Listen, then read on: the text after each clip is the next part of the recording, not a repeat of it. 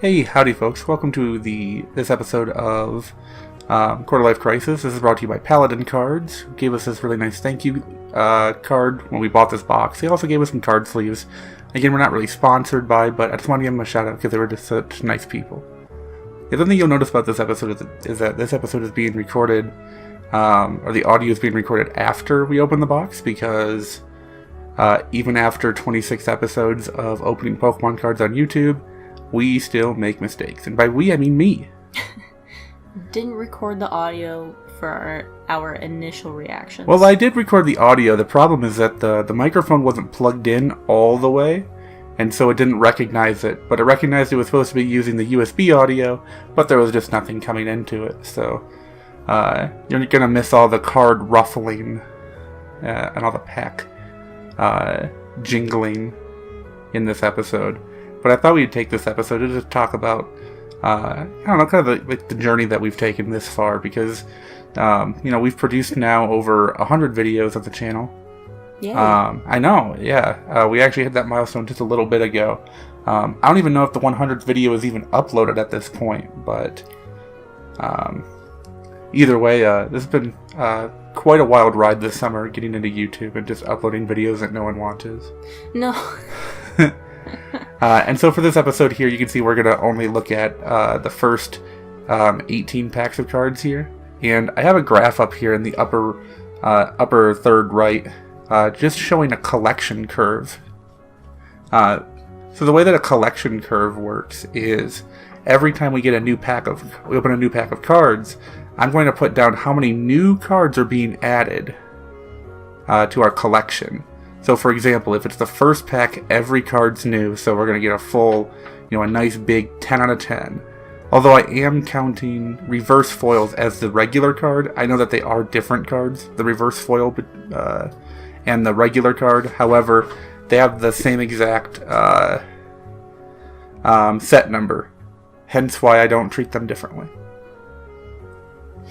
And what I wanted to try to achieve here is trying to identify something like at what point do you collect 50% of a set, or at what point, how many cards or what percent of the collection do you get when you open a full booster box, and what should you expect?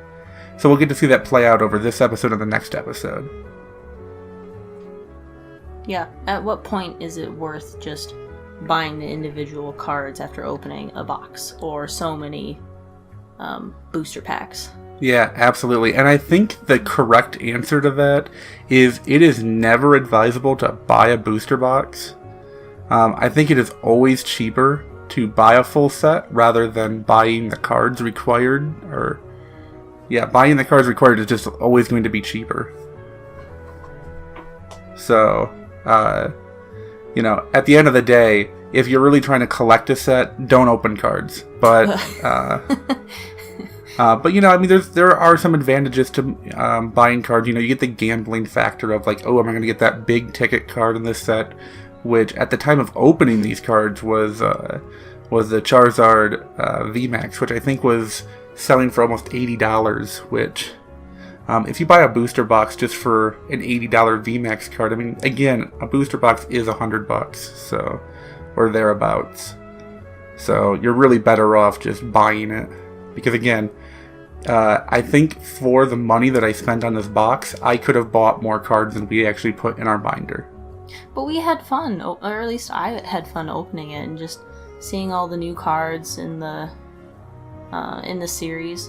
Yeah, no, I don't intend to stop opening packs of cards because there's still that element of surprise and excitement, and there's nothing quite like pulling one of those really big shining cards that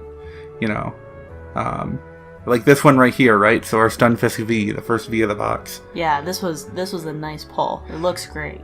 I love the Steel type V cards. I've said this before. Steel and Dark type, I think, just make the best hollow foil.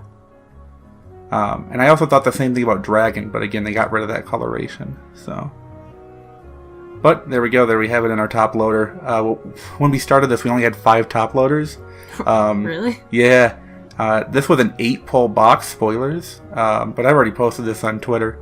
And apparently an 8-pull for this set is on the high side. Not like totally high, but It seems like 6 or 7 is more common. And here I am struggling to open packs of,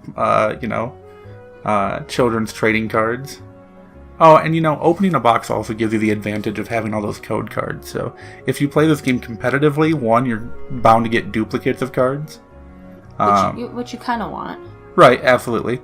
But you also get those code cards in case you want to play the game online. Yes.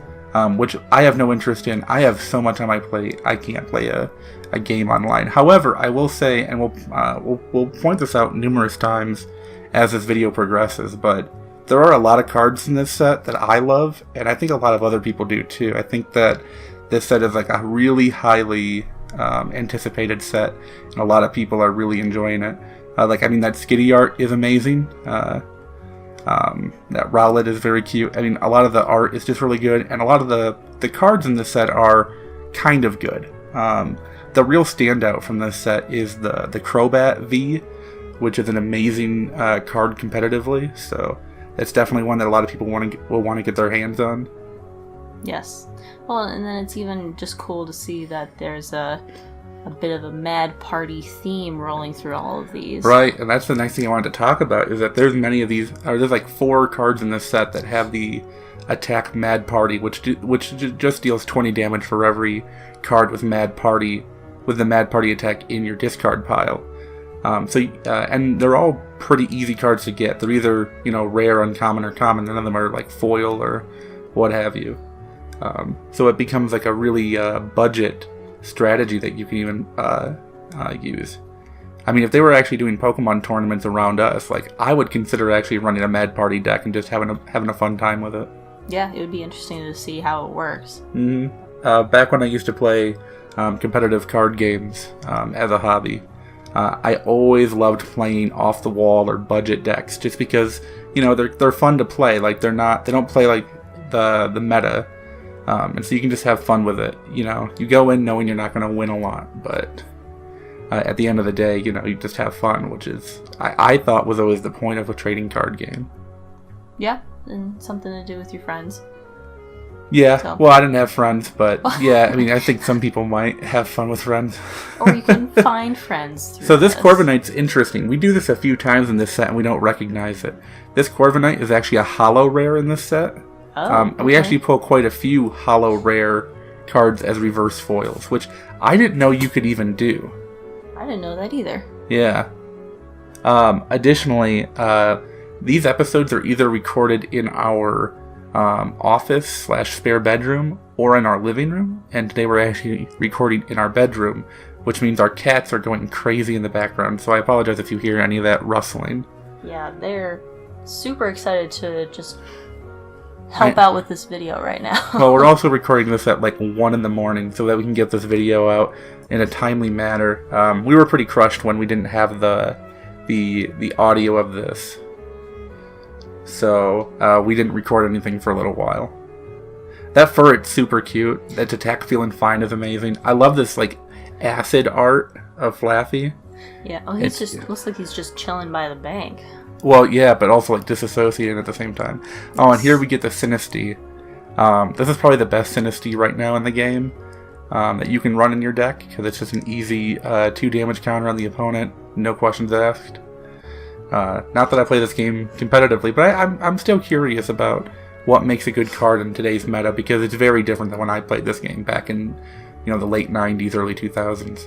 Gosh, that was so long ago. It was. But the spirit of the game is still there. It's just everything kind of went up. And here we go. The first VMAX of the box. Not the last. This spoiler. was a cool pull. This was very cool. Butterfree, one of my favorite bug-type Pokemon. All the way back to Ash's Butterfree. Just a real nostalgic character. And I'm so glad to see that it got a VMAX form, considering that Beedrill got a Mega form back in the XY Mega era. Or I guess he got it in Omega Ruby Alpha Sapphire, I think, but I forget. But it was kind of annoying that Beedrill got the Mega form and Butterfree was just kind of left to be, kind of forgotten there. Again, Ash's Butterfree. Yeah. But they gave it a VMAX form, and it looks great. And also, I love pulling, like, really rare grass Pokemon, because they're always first in the binder. So when you open that binder, you're really going to see, that real shiny card when you open up, to the Darkness Ablaze section. Or if you keep all your sets in a different binder, your Darkness Ablaze binder like starts off with a bang, and that's always... Yeah, that's a good way to start. Yeah. Start the binder. Vibrava, one of the coolest second stage pseudo-legendaries. Simisear here, I just can't stand its art. It just looks like it's been caught on a bad time. It's like somebody just asked him a really awkward question on camera. Oh, and here we go. Here's a Mad Party card, that Bunnelby. And a lot of the Mad Party cards have like that weird psychedelic art that just gives that like Alice in Wonderland vibe. I just love it so much. Maybe that's kind of what they were going after. Maybe. Like that Flaffy should totally be a Mad Party card. Too bad it's not. Here we are, just pulling a regular rare Volcarona. Again, back-to-back bug types here. That's kind of interesting. So let's chat about the graph on the upper right there. So I actually tweeted a full GIF of the entire 36-pack opening of this set. However, what you can see right now, without spoiling the ending of it, is this looks like pretty linear and also rapid growth. Like, if you were to extrapolate this out, you would think, oh, surely opening 36 packs, you'll get that full set, which is 201 cards for Darkness Ablaze. Yeah. So it looks real promising. So the first 12 to 16 packs are really going to be super impactful. Uh-oh. Here I am. Bit of a fumble. Yep. Oh, that's going to be enough for a first down. Again, me admiring trainer cards because I just like them maybe even more than some of the Pokemon cards. Although this Wimpod has a lot of character. This Grimer's pretty creepy. A little bit. And Clink, I love Clink. A lot of people say that they hate inanimate object Pokemon. I love them probably more than the animal ones, which, as a biologist, I guess is kind of odd to say. Yeah, I suppose so. But I love the inanimate ones because they're just so imaginative. Like, Magnemite, oh my gosh. If you go back to, like, my elementary school workbook things, you'll find, like, me drawing Magnemite all over them. Probably because he's just a ball with two U's attached to him. So he's, like, super easy to draw. Oh, and hey, here's this melodic foil where we're just going to stand for a moment and look at that, like, nice linear line foil that they have going on in this set. Yeah, that's a beautiful card. It's a beautiful Pokemon, and so it's, it needs to have that foil for sure. It definitely deserves it. Oh, yeah. As a Pokemon that evolves literally through beauty. Really? Mm-hmm. In the original game that Melodic is from, Phoebus evolves when you feed it enough Pokeblocks that raise its beauty stat. Oh, okay. Although fat chance actually finding a Phoebus in that game, but that's how you would do it. But they've since removed the beauty stat from games, and so now it's like a prism scale or something, so there's a new way to evolve it. And this is kind of a problem that Pokemon games have. It's like, they bloat the method of evolution to the point where, like, they can't keep up. Like, some Pokemon used to only evolve by, like, being in a certain area. Well, you can't have that certain area in every Pokemon game. It doesn't make sense. Yeah. And so they just have all this stuff they have to keep track of for all these weird, special, random evolutions. Yeah, that's got to be a crazy Excel sheet. Well, yeah, honestly, like, they have so much they have to keep track of that eventually they're just going to get rid of it all. And oh, cool! So here's the reverse foil energy. Powerful energy. If it's good, it definitely sells for quite a bit. And that's one of the fossil Pokemon? That's the least offensive looking fossil Pokemon from this series. It's at least all blue and white. Mm-hmm. I mean, it kind of looks like it could be its own thing, and not a mishmash of two different organisms.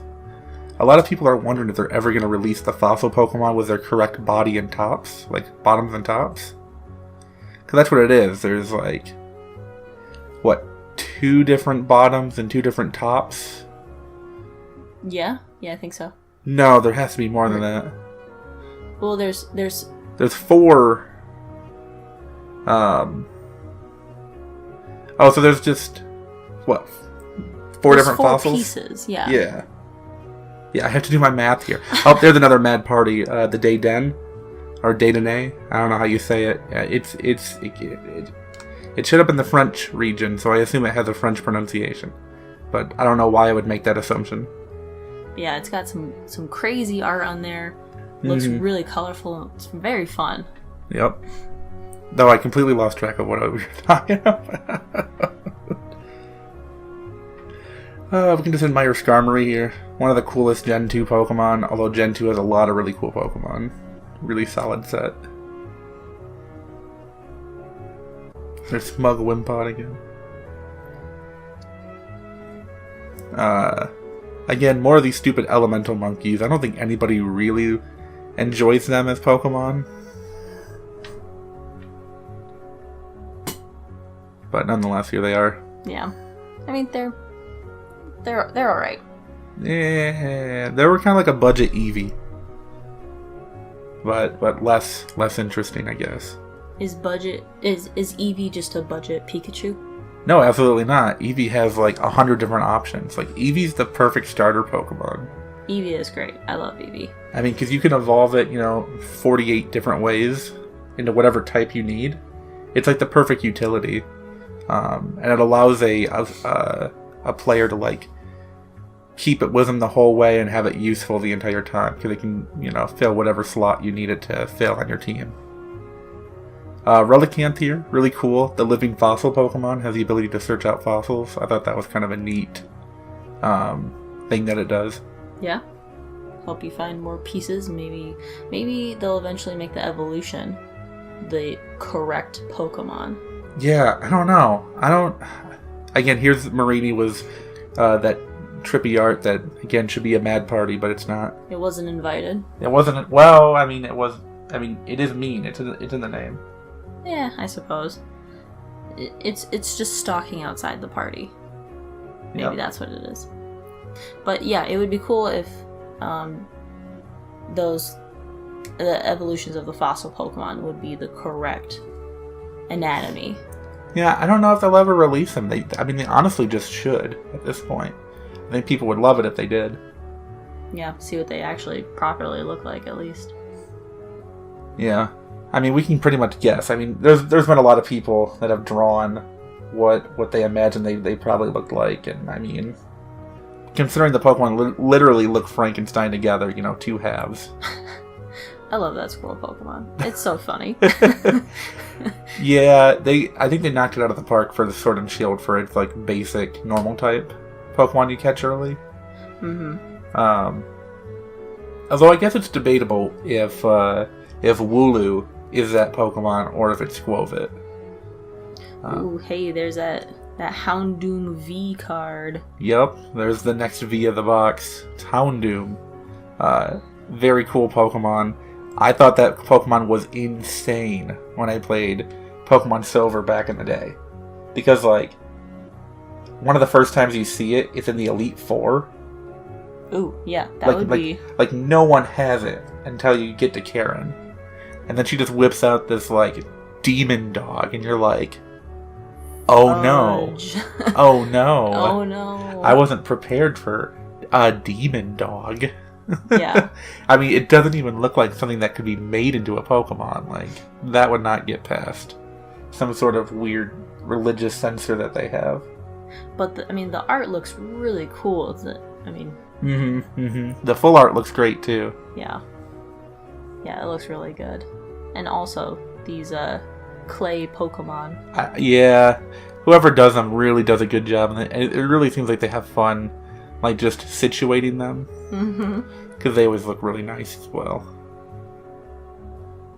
Golisopod. I think this is another one that's a foil. Yeah, it looks good. But here we get it as a reverse. Oh, hey, there's that Butterfree V. Yep. So this is our full art for the box here. A Butterfree V. Very cool. I love that orange. It looks great. I mean, and I love the pseudo 3D art. everything about it's great. So we got the Butterfree V, we got the Butterfree V Max, we're all set. Yeah, it's nice to see that almost evolutionary line. Yeah, keeping the foils in the family, you know what I mean? Yeah, yeah.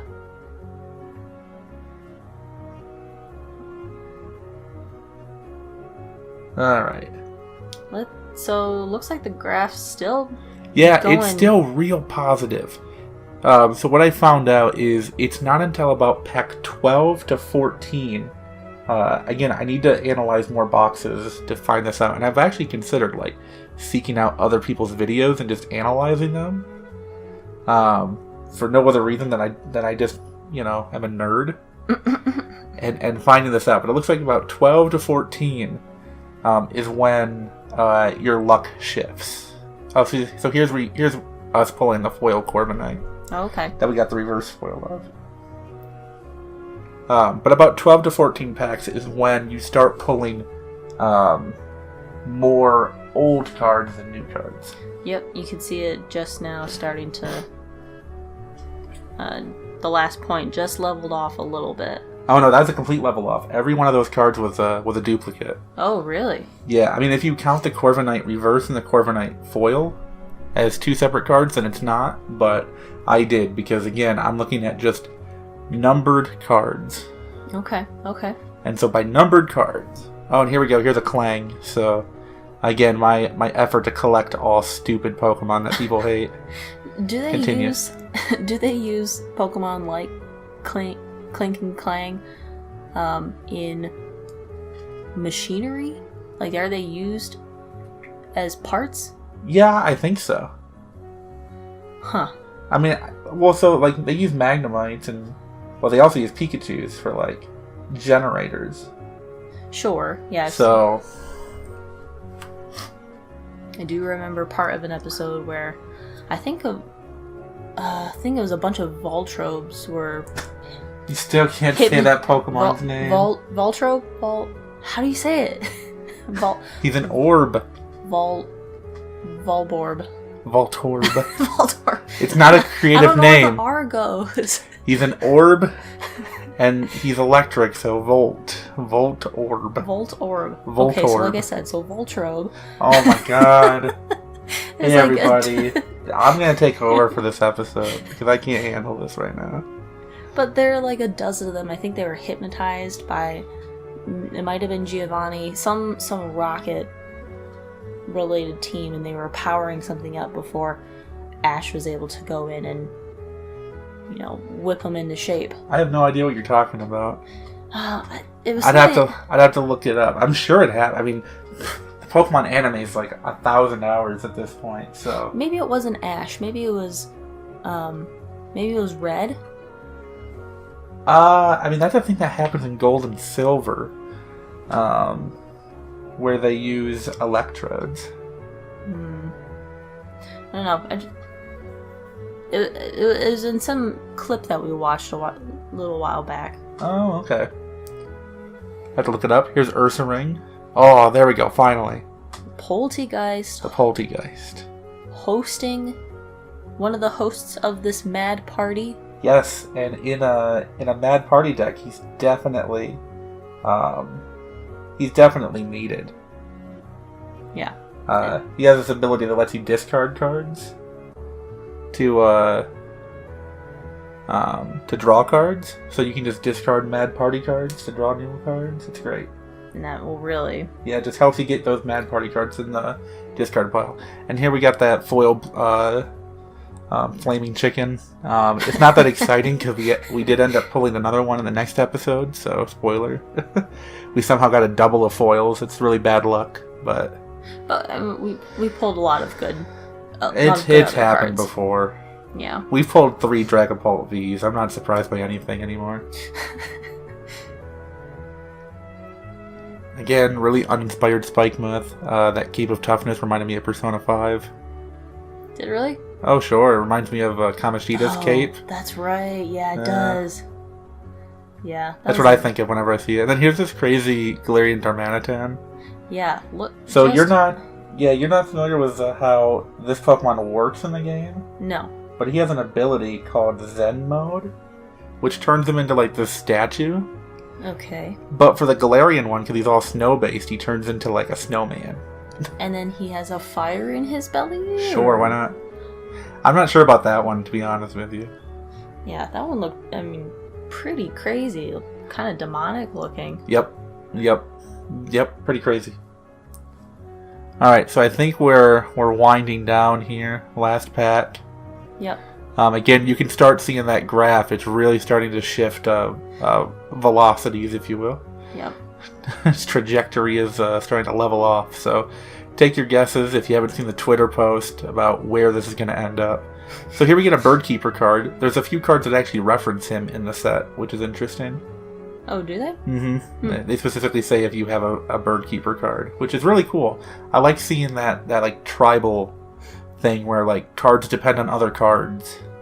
It makes you feel like you're building a cohesive deck rather than like multiple good things that play off each other, like things that need each other, and I kind of like that. Yeah, it really helps.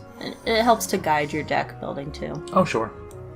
And there we go. There you have it. So that's the end of this particular episode. So we do hope that you join us for the next episode. I hope you don't mind the way that this episode was formed or formatted.